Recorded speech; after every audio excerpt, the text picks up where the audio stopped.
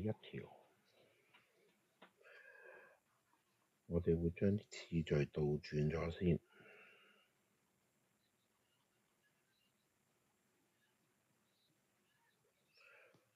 咁 A 加 B，A 減 B 就會係 A 嘅 square 減 B 嘅 square。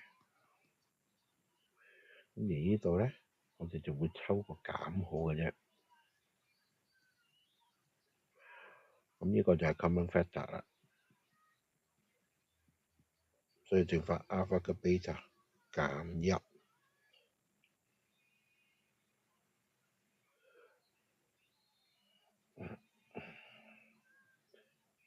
咁所以就咪 A 啦。唔係喎，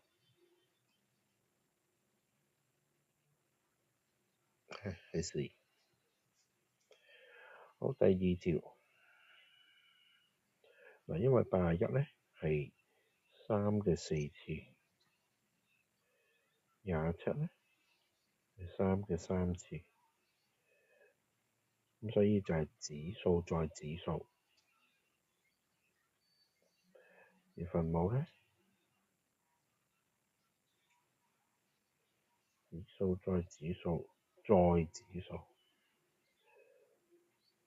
所以咧就會係3嘅8n 加12，呢個咧就會係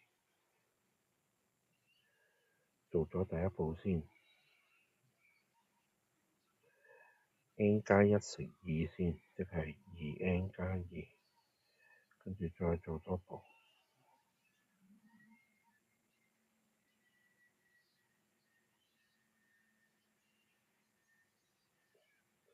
咁跟住就兩個指數相除，即係兩個數相除，即係指數相減。